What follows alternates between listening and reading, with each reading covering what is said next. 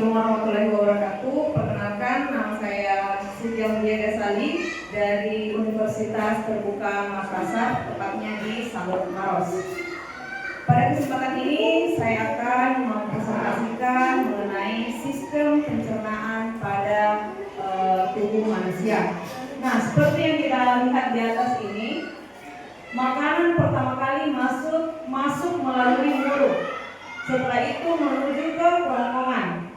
Setelah menuju ke kerongkongan, dia masuk ke lambung. Setelah dari lambung, ini akan digiring ke usus halus untuk diproses. Selanjutnya dari usus halus digiring ke usus besar. Selanjutnya keluar melalui anus.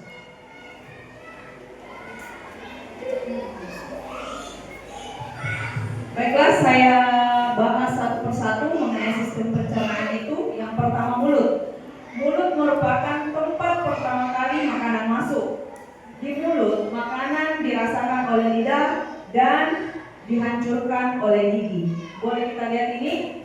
Di dalam mulut ini ada gigi, ada lidah, dan ada yang namanya kelenjar ludah. Kelenjar ludah ini berfungsi sebagai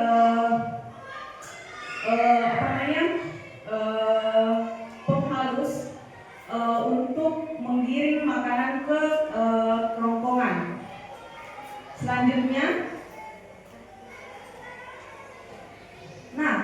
Selanjutnya setelah masuk dari mulut, makanan ini menuju ke kerongkongan. Ini namanya kelenjar ludah yang berfungsi untuk memberikan sebuah cairan seperti pelumas supaya makanan itu dapat gampang menuju ke kerongkongan. Kerongkongan ini merupakan jalan bagi makanan untuk menuju nantinya ke lambung. Kerongkongan membawa makanan dari mulut menuju lambung melalui gerakan otot yang disebut peristaltik. Jadi secara tidak kita sadari sebenarnya di kerongkongan itu ada pergerakan, tapi pergerakannya ini sangat halus, dia tidak kasar. Oke, selanjutnya lambung. Oke, di lambung ini boleh dilihat, ini gambar lambung. Di lambung ini menghancurkan makanan dengan enzim dan asam. Setelah dihancurkan di lambung, makanan akan berbentuk bubur. Jadi lambung ini mempunyai peran penting karena di lambung ini makanan itu diolah semakin halus lagi. Sebenarnya di mulut itu ada proses pengolahan karena gigi itu mengunyah makanan, tetapi hasilnya belum begitu halus. Makanya di agama saya, agama Islam, kita dianjurkan itu untuk mengunyah makanan sebanyak 30 lebih kalau tidak salah, supaya makanan itu betul-betul halus. Artinya di sini kita bisa dapat mempelajari bahwa tujuan dari punya lebih dari 30 kali ini supaya lambung ini tidak bekerja keras. Karena kalau misalkan makanan itu dikunyah misalkan cuma 1-2-3 kali, kan hasilnya kasar. Nah, lambung ini bakalan bekerja keras kalau makanan itu semakin keras atau padat. Oke, selanjutnya.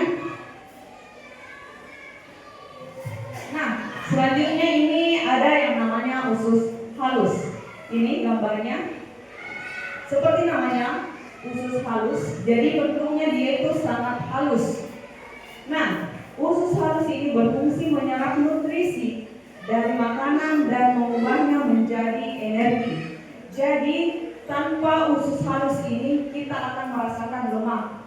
Karena di usus halus ini dia berfungsi merubah makanan itu menjadi sebuah energi. Oke, selanjutnya dari usus halus digiring ke usus besar.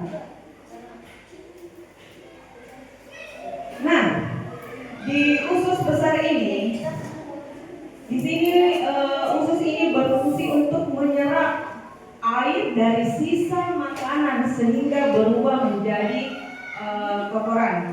Jadi apa yang kita panjat, itu ada bantuan dari usus besar yang menyerap semua air yang ada di makanan itu, kemudian mengeluarkannya melalui feses. Oke, selanjutnya terakhir ada anus. Nah, tanpa anus, kotoran yang ada di dalam tubuh kita ini tidak bakalan bisa keluar, karena di anus inilah makanan sisa-sisa makanan kita itu dikeluarkan. Seperti juga yang kita ketahui, jika ada seorang bayi yang baru lahir, paling pertama itu dicari pasti lubang anusnya ada atau tidak, karena ini merupakan poin terpenting bagi kita sebagai manusia, karena walaupun kita bisa makan, minum, tapi kalau misalkan kotoran itu menumpuk, itu bakalan jadi penyakit. Makanya pesan saya, hargailah tubuh kita, makan makanan yang bergizi seimbang, kemudian untuk membuat sistem pencernaan kita itu menjadi bagus, lancar, perbanyak konsumsi serat supaya sistem pencernaan yang ada dalam tubuh kita itu dapat berjalan dengan baik. Oke, demikian presentasi saya mengenai sistem pencernaan tubuh manusia. Kurang dan lebihnya mohon maafkan. Wassalamualaikum warahmatullahi wabarakatuh.